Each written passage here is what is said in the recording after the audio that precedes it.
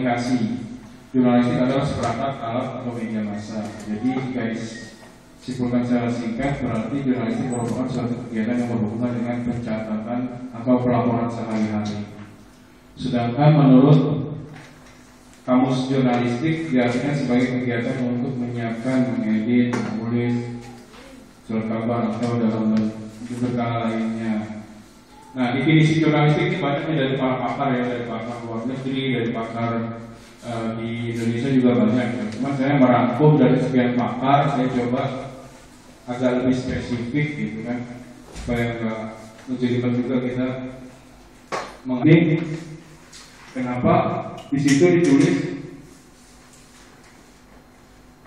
penyiapan, penulisan, penyuntingan, penyampaian berita pada khalayak melalui media tertentu. Secara ilmu kita sudah siap, terus secara penulisan, secara penyuntingan, setelah itu udah jadi, kita sunting penyampaian berita pada melalui saluran media.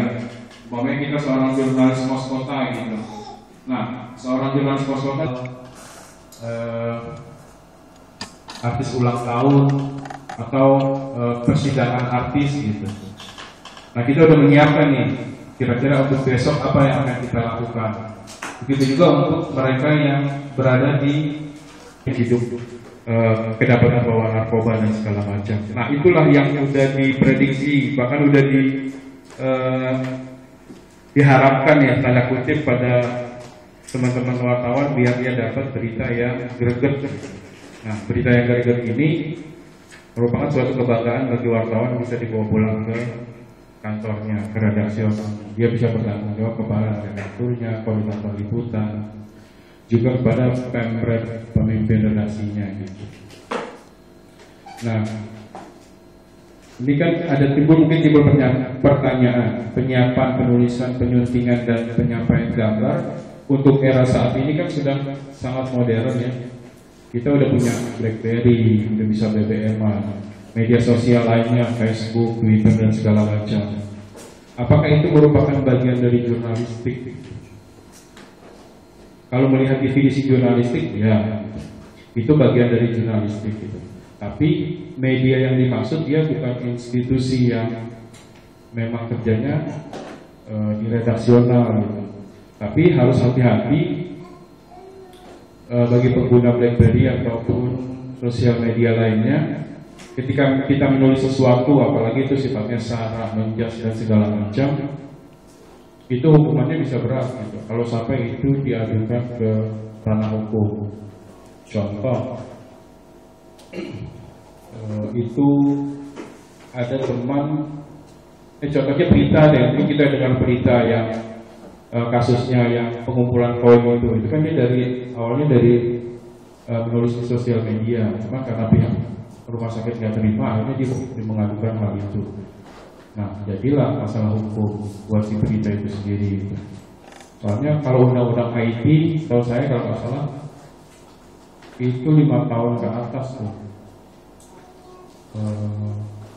kesalahan yang mengakibatkan seseorang jelek-jelekan dalam bentuk sara dan segala macam gitu. Bunyinya seperti itu.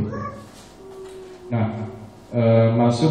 sebelum masuk ke jenis media, mungkin dari yang saya bicarakan ada yang kurang jelas gitu, atau nanti pas sesi tanya jawab, atau udah jelas semua. Kalau udah jelas semua ya udah, terima kasih. Masuk ke jenis media ya, berdasarkan media yang digunakan. Saya rasa paham ya soal jurnalistik ini gitu. Ini sederhana. Masuk ke jenis media, berdasarkan media yang digunakan untuk meliput saat ini, awalnya cuma ada dua ya, jurnalistik, media cetak dan media elektronik. Media cetak itu dibagi, ada surat kabar, tabloid, majalah dan sejenisnya. Sedangkan media elektronik ada televisi, radio. Nah, ini sebelum era tahun 90-an ya. 90-an ke bawah baru ada jurnalistik print dan jurnalistik elektronik. Seperti kita ketahui, surat kabar kan banyak ya, yang tadi saya sebutkan, ada Pos Kota, Republika, Kompas dan segala macam. Terus untuk tabloid biasanya terbitannya itu berkala, ada yang seminggu sekali, ada yang 10 hari, ada yang dua minggu sekali, bahkan ada yang sebulan sekali. majalah pun demikian. Untuk jurnalis elektronik juga televisi, radio. Nah, untuk jurnalistik elektronik ini yang sangat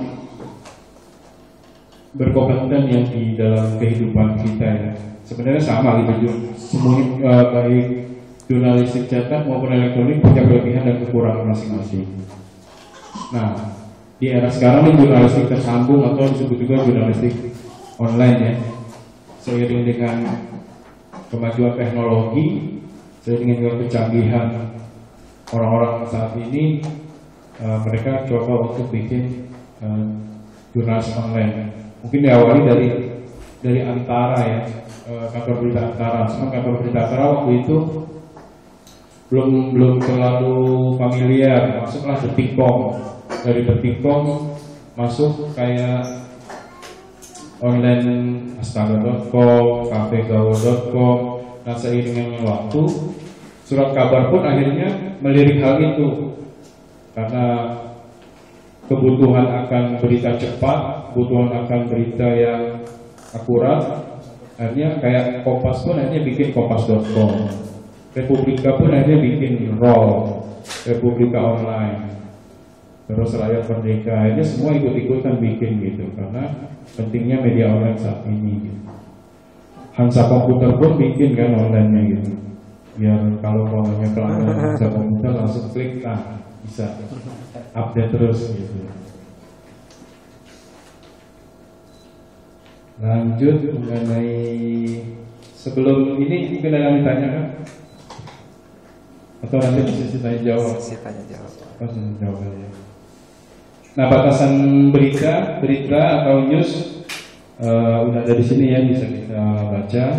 Merupakan mengenai peristiwa atau kejadian yang terbaru, laporan mengenai fakta-fakta yang aktual, menarik perhatian, dinilai penting atau luar biasa. Ini sendiri mengandung pengertian kata news yang berarti baru, jadi berita harus mempunyai nilai berita dan merupakan kualitas. Dari news sendiri beragam informasi harus yang tepat arah. Berdasarkan jenis berita, ada berita keras, hard news, berita ringan, berita kisah, berita investigasi. Nah, yang saat ini beredar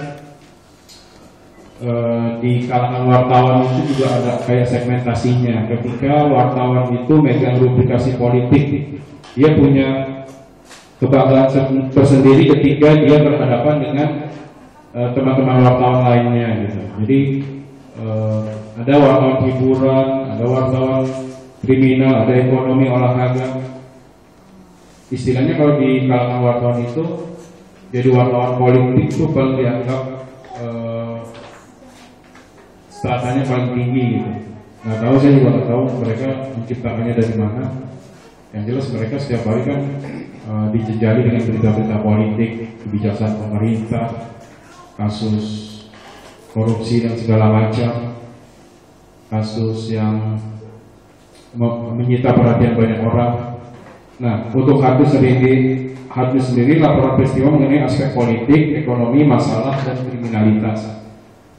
Memang jika dilihat dari rubrikasi yang dibebankan pada seorang wartawan atau reporter memang cukup berat ya, ketika wartawan kebagian politik gitu. Ketika bapak-bapak atau ibu nanti atau next suatu saat jadi seorang jurnalis gitu, entah anaknya mungkin, entah saudaranya, ketika menjadi seorang jurnalis, terutama jurnalis politik, dia harus memikirkan apa yang harus dia bekal, harus dia punyai gitu. Jangan sekedar dia lulus kuliah terus jadi seorang wartawan udah cukup sampai sekian. Kalau bisa dia harus bisa mengaktualisasikan. Contohnya ketika wartawan politik itu biasanya makalnya di Senayan, di tempat posnya anggota dewan. Nah, dia harus hafal dulu tuh komisi 1 tugasnya apa, komisi 2, komisi 3 dan seterusnya. Ketika dia berhadapan dengan anggota dewan tersebut, ketika ingin mewawancara, kita ingin mendapatkan informasi, dia udah punya bekal. Apa sih ini? Komisi 1 mengenai kebijakan apa, komisi 2 kebijakan apa. Dia udah bisa tanya jawab dengan narasumber. Jangan sampai ketika dia udah nanya tentang kebijakan pendidikan umpamanya, dia bingung, dia nanya bukan ke komisi komisi yang lain gitu. Nah nggak nyambung kan gitu. Nah ketika nggak nyambung, dibalikin lagi ke narasumber, kelagapan ya. Ada yang begitu gitu teman-teman wartawan juga, saking wah betul menjadi seorang wartawan dia bingung sendiri itu kan, karena nggak menguasai medan gitu, nggak menguasai kebijakan-kebijakan yang bakal ditanya. Begitu pula dengan berita ringan. Kalau berita ringan nih batasannya agak-agak gampang gitu ya, nggak terlalu berat gitu, nggak ngajarin, nggak bikin pusing kepala istilahnya gitu. Dia cuma bikin berita olahraga, hobi dan segala macam. Nah hobi dia pokoknya hobi kuliner, nah, itu kan enteng gitu kan, nggak perlu kita harus mengapalin wah si anu siapa gitu. Cukup pokoknya hobi makan, dia cukup wah rendang kayak gimana, terus belado kayak gimana, gado-gado kayak gimana, mungkin cukup sampai segitu. Begitu olahraga pun demikian gitu kan. Kalau olahraga terbaru mengenai pertandingan sepak bola ya, persahabatan, pertandingan Piala Dunia, hiburan pun begitu, tidak jauh dari seputar artis gitu. Apalagi sekarang udah maraknya infotainment, setiap TV itu ada infotainment.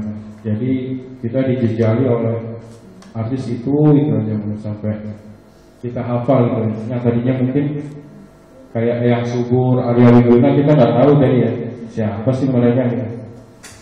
Sekarang jadi demam Arya Wiguna gitu. Malah teman saya yang wartawan aneh juga kan, ketemu Arya Wiguna malah foto bareng gitu. Lucu tuh. Yang salah siapa nih? Arya Wigunanya wartawan. Masa foto bareng? Demi Tuhan, foto bareng. Nah, ada juga seperti itu wartawan gitu. Narsis sedikit katanya seperti itu. Nah, untuk berita kisah, jenis berita naratif berkisah mengenai aspek insani feature perjalanan seseorang. Nah, untuk berita kisah ini agak ringan tapi cukup berat karena syutingnya nggak cukup 1 hari. Biasanya tuh tim produksi, terutama kreatif, kameramen. Kalau di sini nggak ada reporter, istilahnya kreatif. Kalau berita feature ini, ya dia lebih kepada profil seseorang gitu. Umpamanya Pak Dian mau jadi calon wali kota Depok gitu kan. Nah kita bikin profilnya tuh Pak Dian, mulai dari Pak Dian keluar rumah sampai ngapain gitu kan, aktivitasnya, sampai pulang lagi ke rumah itu di-shoot gitu kan. Terus ketika berinteraksi dengan masyarakat, memberikan sumbangan dan segala macam, misi visi yang diemban, nah itu kayak berita feature gitu, agak ringan gitu. Nah investigasi news ini yang memang agak butuh waktu dan riset yang cukup akurat. Nah ketika mau ngangkat kasus, nah sampai infotainment pun bikin infotainment investigasi. Nggak ngerti ini dari mana nih ceritanya. Mungkin kalau yang biasa infotainment ada itu kan mereka straight news ya beritanya. Pokoknya hari ini dapat, ntar sore udah bisa ditayangin. Hari ini dapat atau besok pagi udah bisa ditayangin. Mereka cukup memberikan informasi gitu ketika ada sidang artis, ada artis ulang tahun, ada artis kecelakaan, ada artis segala macam. Nah investigasi ini diperlukan karena banyak pemirsa penonton yang nggak puas dengan pemberitaan yang ada gitu. Contoh soal Julia Perez umpamanya gitu kan.